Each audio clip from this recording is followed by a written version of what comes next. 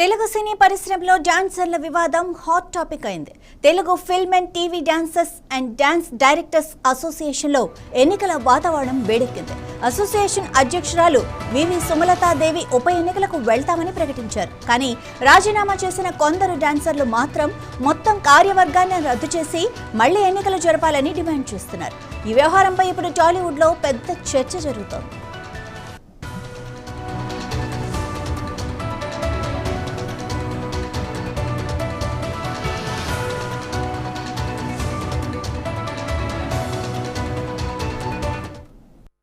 Telugu film and TV dancers and dance directors అసోసియేషన్లో ఇప్పుడు అంతర్గత విభేదాలు తీవ్రమయ్యాయి.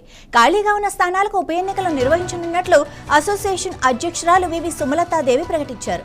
జూలై 20వ తేదీ నామినేషన్ల దాఖలు పరిశీలన జరుగుతుంది. జూలై 22న నామినేషన్ల ఉపసంహరణకు అవకాశం కల్పించారు. జూలై 26న పోలింగ్ నిర్వహించి అదే రోజున ఫలితాలు కూడా వెల్లడిస్తామని సుమలత తెలిపారు.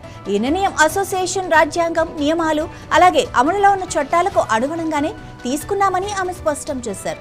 జనరల్ బాడీ కూడా ఉప ఎన్నికలకే ఓటు వేసిందని ఆమె చెబుతున్నారు.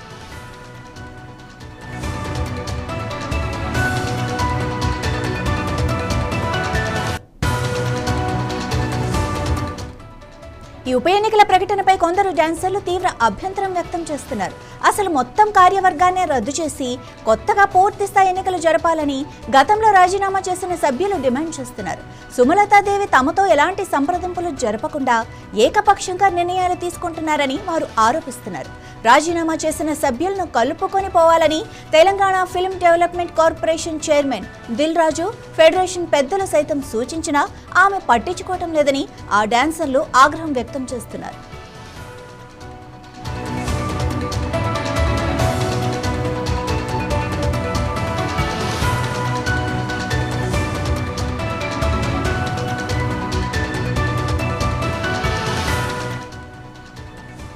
అసలు ఈ వివాదం ఎందుకు మొదలైంది అంటే గత కార్యవర్గంలో జరిగిన ఆర్థిక అవకతవకలపై ప్రస్తుత నాయకత్వం ప్రశ్నించడంతోనే ఈ రాజీనామాలు వచ్చాయని సుమలతాదేవి ఆరోపిస్తున్నారు.